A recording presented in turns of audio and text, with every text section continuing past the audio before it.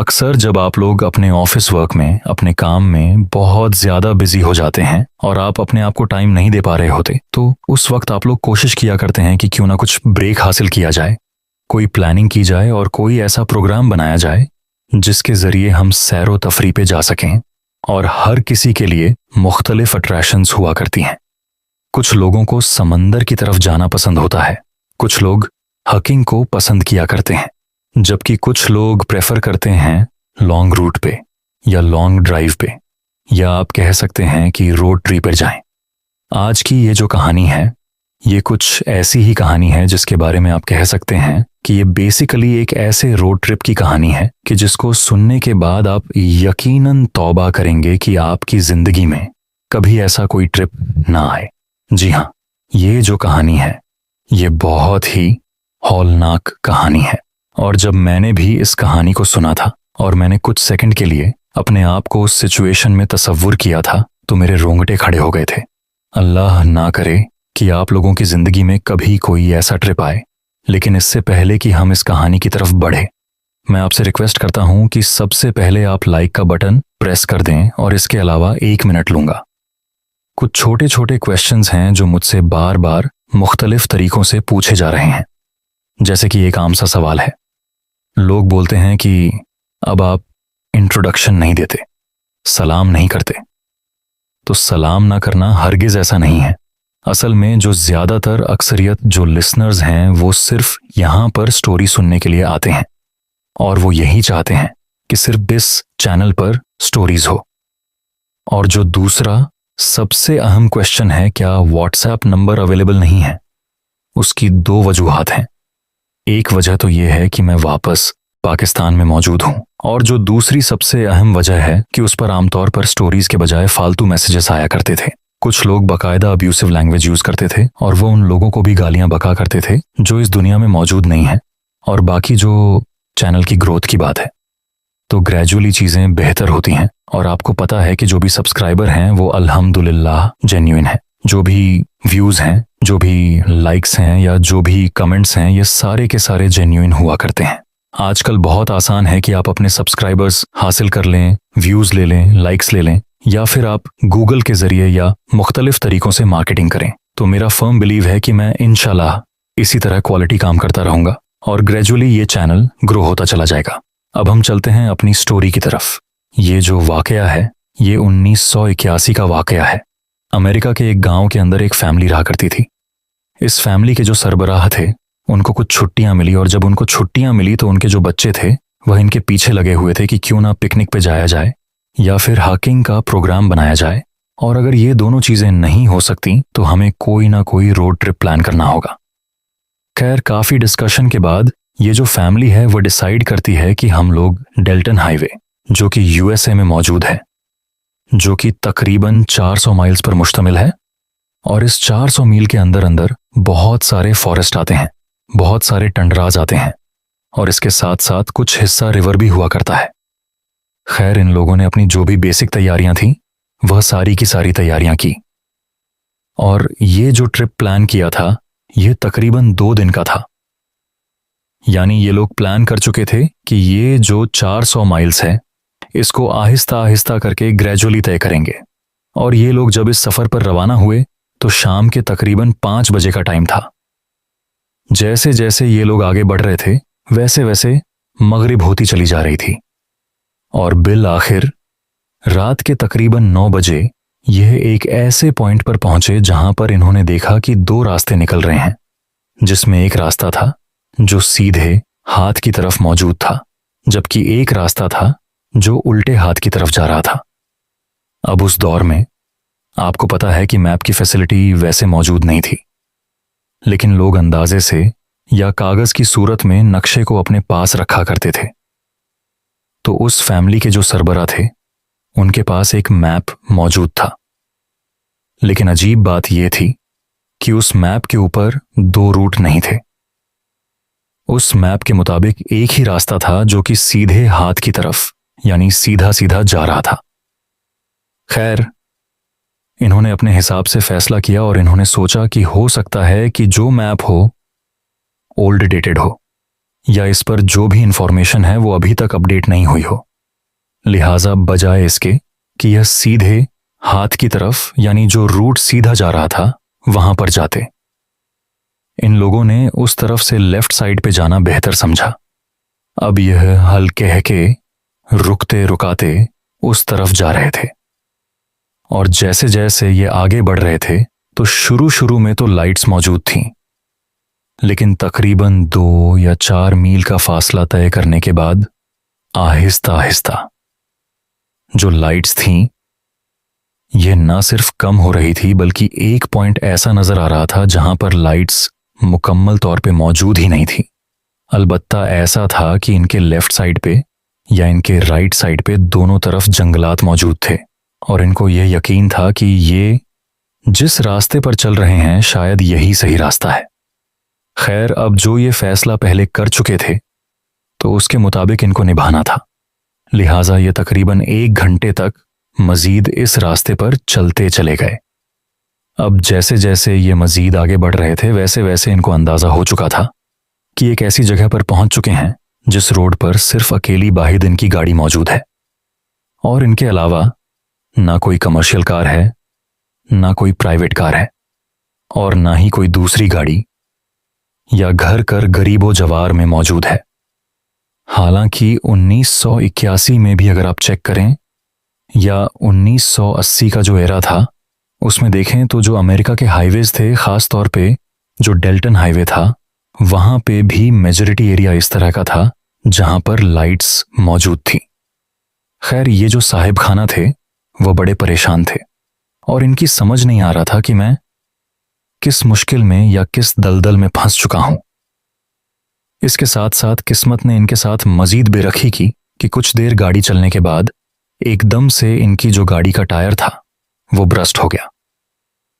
अब जैसे ही इनकी गाड़ी का जो टायर था वह ब्रस्ट हुआ तो ये बताते हैं कि यह एक ऐसी जगह मौजूद थे जहां पर बहुत घने घने दरख्त मौजूद थे, और ख़ास तौर पे स्पेसिफिकली जहां पर यह गाड़ी खराब हुई थी वो एग्जैक्टली एक ऐसे दरख्त के नीचे मौजूद थी जो बहुत ज्यादा घना था और जिसके जो तने थे वह बहुत लंबे लंबे थे।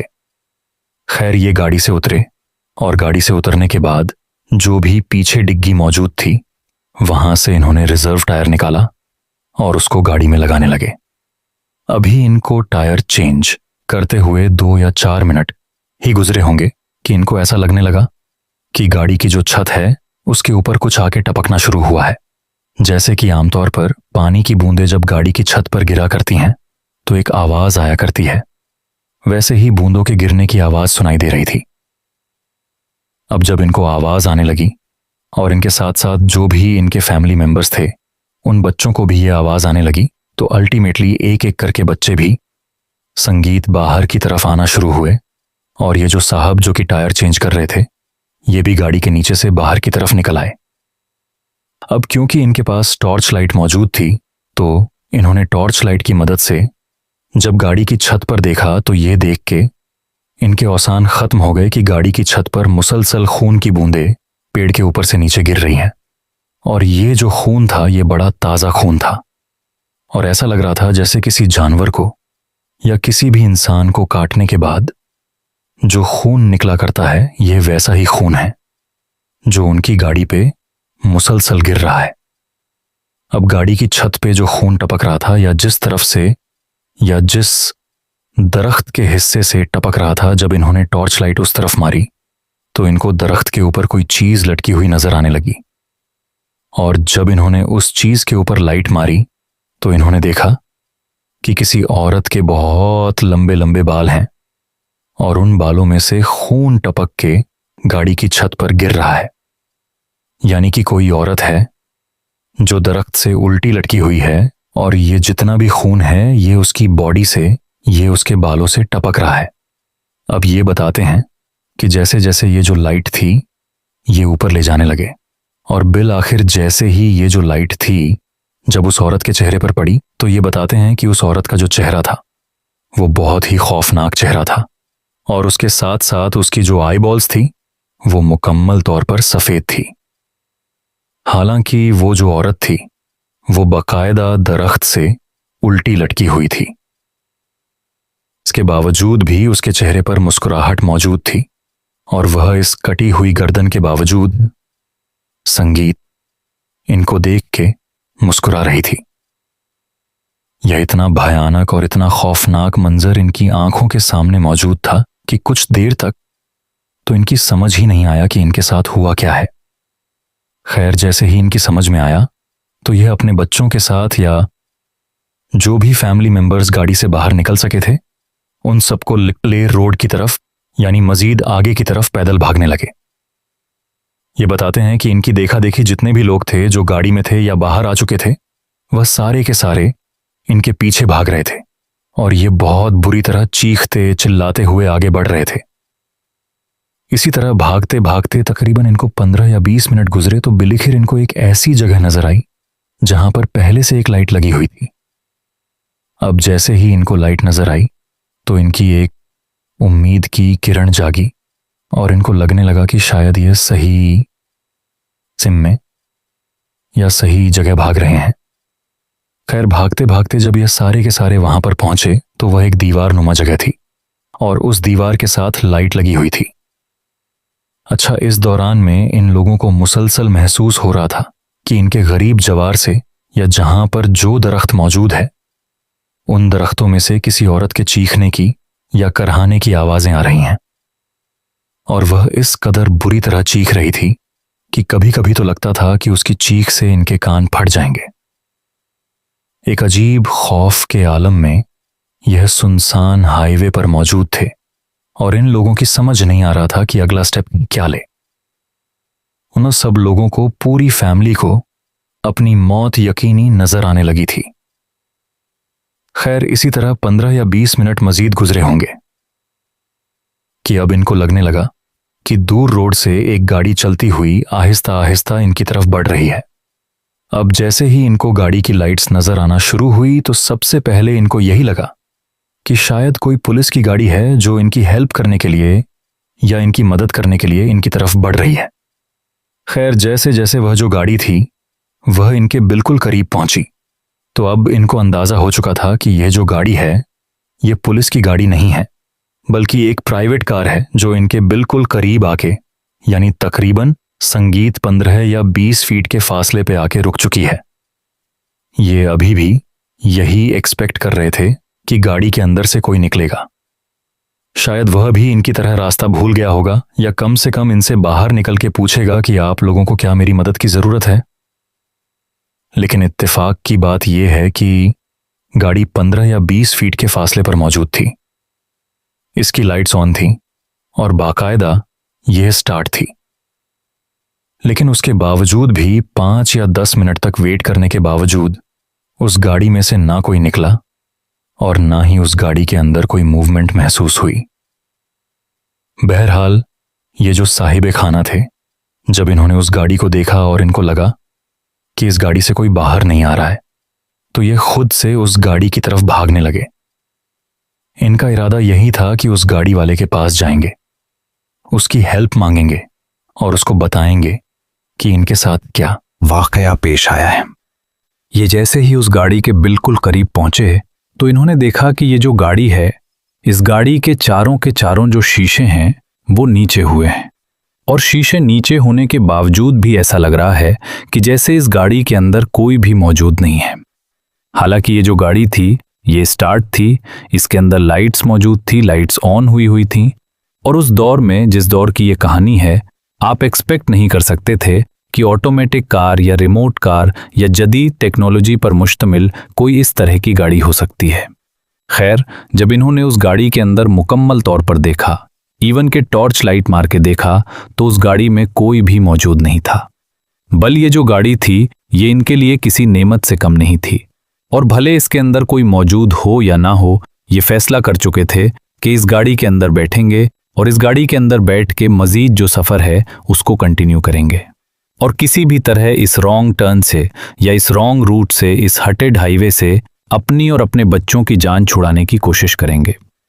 इस स्टार्ट गाड़ी के अंदर ये लोग न सिर्फ बैठे बल्कि इनके साथ साथ जो भी फैमिली मेंबर्स थे वो सारे के सारे बैठ गए और इन्होंने इस गाड़ी को दौड़ाना शुरू किया। यह बता दें कि तकरीबन 1 से 1.5 घंटे तक मुसलसल गाड़ी चलती रही और बिल आखिर हमें वही पॉइंट, वही टर्न दोबारा से नजर आया जिस जगह हमने रॉन्ग टर्न लिया था।